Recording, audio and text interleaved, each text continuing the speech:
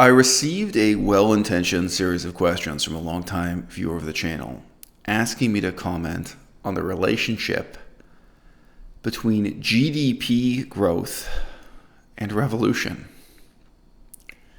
This is someone writing in with the assumption that revolutions in our Western European tradition, and then the traditions that have devolved from European colonialism in, former provinces of European empires like the United States, Canada, Australia, and so on around the world, that our tradition of revolutions has a cause and effect relationship with poverty. When the French Revolution happened in Paris, was Paris, France, was that the poorest part of Europe? The people who participated in the French Revolution in Paris, were they poor by French standards? By European standards? By global standards? Can you think of examples of countries and cultures within Europe or all around the world where people were poorer, sometimes much, much poorer, but where they had stable economic and political regimes during that same century, let's say? Were people in France poorer than people in the Ottoman Empire at the same time? Were people in France more or less oppressed than people in the Ottoman Empire? This is not the most extreme example I could offer. I tried to reply to this guy briefly saying, look, I have talked about this on a live stream recently, but what a lot of people are struggling with are very fundamentally, profoundly stupid misconceptions about history and economics and revolutions that were created by Marxism. And the shame of it is that most of these people don't think of themselves as Marxists. They don't think of themselves as ex-Marxists. They don't think of themselves as even educated in Marxism. But their assumptions on a really deep level about economics and the progress of history are a kind of bad Marxist stereotype. All right? None of our revolutions in this sense, Western Europe and its colonies, none of them have a cause and effect relationship to poverty. You could make the opposite argument, that they're caused by privilege. A real sincere history of ideas of the origins of the French Revolution would, in my opinion, begin in 1347 with the revolution in Rome. 1347. Now, why start it that early? Because really, the ideology of revolution that we have is profoundly tied to the idea of a Renaissance. This is Renaissance with a capital letter R in the European tradition, which is very hard for people in Japan to relate to or people in China. This is really a uniquely Western European, cultural, political, economic tradition, right?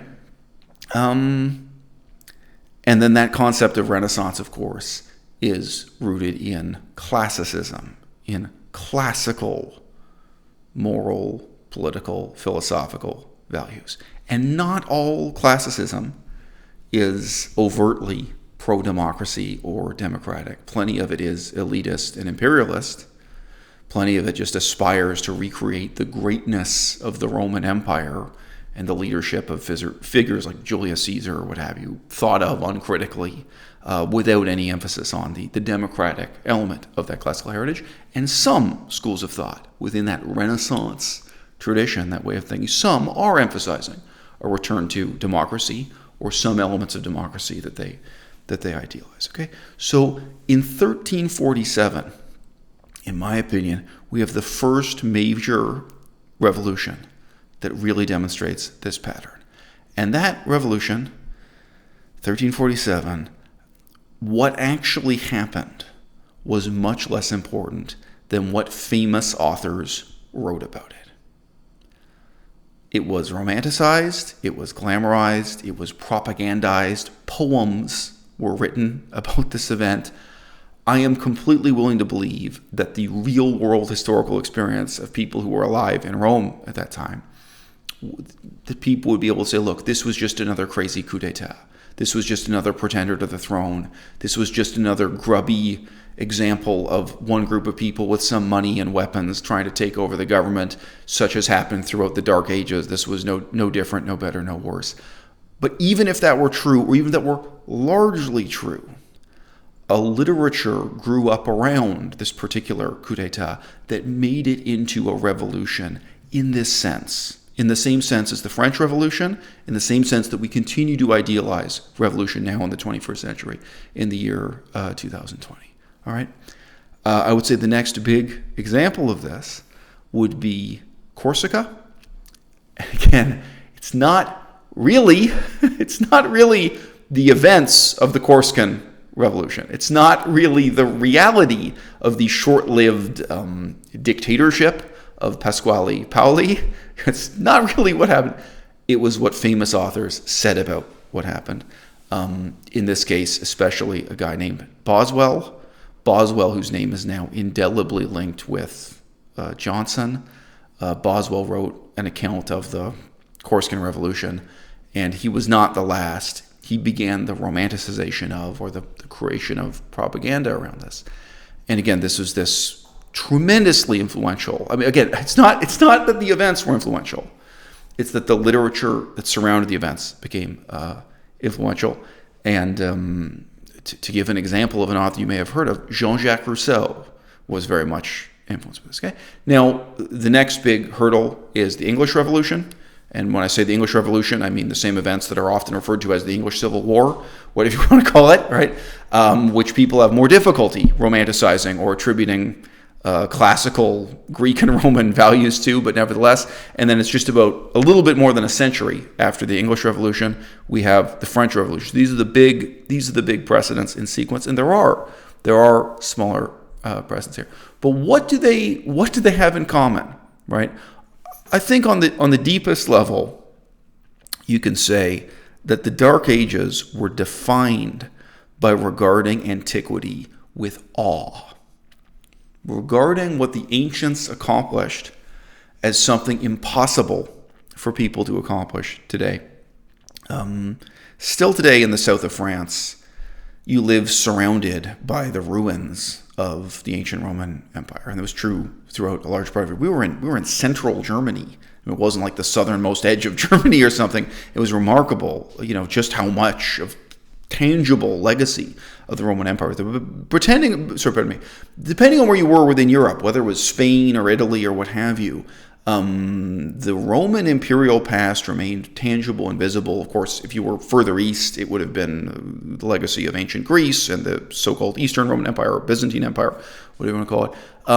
This sense that not merely architecturally, but in every way, for example, their knowledge of world geography, that they had traveled to and explored places that people today could never possibly go to and explore and write a description of. It was impossible to compete with the ancients in virtue. The Renaissance mentality is the opposite. Say, no, we can do this. We can do this again. We can even do better. And, this is included in this is the process of architectural sketches and paintings showing, look, it would be possible to make another great Colosseum, like the Colosseum of ancient Rome. We could make them in every city in Europe even. Like, this is attainable. It's not the case that they were physically or mentally superior to us in ancient times. We can reorganize our society, change our way of thinking, improve our quality of education, however you want to think about it. We can have a kind of revolution, we can have a kind of renaissance, and we can escape from the Dark Ages, however those are conceptualized. Now, it's very important to note the first written use of this concept of the Dark Ages and of Europe emerging from the Dark Ages to return to the glory of ancient times, of classical antiquity, ancient Greece and Rome's ideals. That was precisely in the Revolution of 1347, right? So these things, it was a very politically real context for these seemingly nebulous, impalpable ideals to be demonstrated. And again, at least on paper, At this time, people learned about the news not through radio and not through television. They read about it as it was written about. There was this exciting prospect that at least the language of ancient democracy, that again, societies would be led by people called tribune and consul, that some of those democratic ideas, half forgotten from the history books, that those could matter again in Rome, in this same city of Rome with this same architecture. And yeah, it did include the idea of just physically building bridges and roads and buildings and building an empire. All right. Now, one of the things I noticed in the 21st century in our kind of post-Marxist period is that a lot of people will try to diminish and dismiss the significance of Renaissance thinking and of revolutionary thinking by pointing out the extent to which this sort of progress in Europe is ineluctably linked to the rise of European imperialism, European conquest of North America, South America, bits and pieces of Asia, eventually all of India or most of India and so on. But the extension of European power around the world, not just through trade, but through the slave trade, through piecemeal conquest, genocide, so on and so forth. And there's this sense that the so-called progress toward freedom and democracy in Europe should be seen in the shadow of the rise of this terrible global slave trading empire, these terrible genocidal armies marching out around the world. That is half true. Okay, the half of history it's ignoring is precisely the strength of the Ottoman Empire. Deep, deep into the period that we call the Renaissance, the Ottoman Empire is still expanding. And in reality, Europe, as we know it, is shrinking. Less and less of the Mediterranean is under the control of European powers. More and more of it is under the control of the Ottoman Empire. The Ottoman Empire grows and grows and grows until it crumbles, right? So you're only looking at one half of the equation if you're looking at the fact that, on a map, all of a sudden a huge amount of territory, for example, in Canada, and the United States, is taken over by European powers, the French and the English. Huge amount of territory taken by the Spanish and the Portuguese in South America. And then again, the map is a little more complex when you're including the colonization of Asia, but huge, huge. You know what else is huge? Greece. During those same centuries, decade by decade, look at a color-coded map of how much of Greece is controlled and conquered by the Ottoman Empire. And when and how, just barely, Greece manages to regain its liberty or its independence, right? Like, you really think Greece is a small or trivial place compared to Quebec? Really? When you really think about it, and during these centuries, what really matters? And during these centuries, large parts of Christendom, large parts of Christian Europe, continue to be at war with the Ottoman Empire. And, one of the most important, frankly, is Russia. And that's why the Russian Empire ends up shaped in the way it is, the bizarre borders that Russia still has to this day. It's not the case that Europe is ignoring the Ottoman Empire while going and looting and pillaging and enslaving people on the rest of the planet, right? Europe is losing to the Ottoman Empire, all right? And the reason why cities in Italy become less and less economically significant is in part that they indeed are building gunships to try to keep away pirates and looters and raiders. They're in a state of constant war, and not even Cold War, with the surrounding Islamic empires that rule a large part of the Mediterranean around them. Parts of the Mediterranean that were, in the ancient Hellenistic world, in the Western Roman Empire and Eastern Roman Empire, that were very much part of Europe and no longer are, right? So it's very easy to misrepresent this as a period of imperial expansion, right? When you keep the map centered on the same part of the world that the Roman Empire occupied, Eastern Roman Empire and Western, it continues to be contraction, it continues to be failure, it continues to be collapse, right? And it's both. Both are true. So Europe is changing And Europe is going out and changing the whole world. But in some ways, Europeans going out and massacring people in Australia, in Indonesia, in India, in Sri Lanka. I mean, it's mind-boggling how almost every corner of the world faces some kind of pressure or invasion from Europeans, if not outright enslavement, genocide, and so on. It's a different story in each case, but nevertheless. And yet all of this can be considered in the context of the frustrated ambition just to reconquer Jerusalem. Right? There was a time when the Crusades really did matter to all of the kings and popes in Europe. And that was the definition of what it was to be European, was to contribute your soldiers to the attempt that failed every time to reconquer what they considered the Holy Land, to re-include in Europe, Jerusalem itself, if not the area we think of as Israel and Palestine, etc. They never did it. They never succeeded. They never won that, right? So you can call it a Renaissance, and you can call it the golden age of European imperialism. But there's a very, very strange, self-selected blindness to the ways in which during that period Europe is much weaker than it wants to be, and in which it's losing on a really important front that's right there in the center of Europe. Greece was not the periphery of Europe. It was the center. You can't think of this as something far distant from England.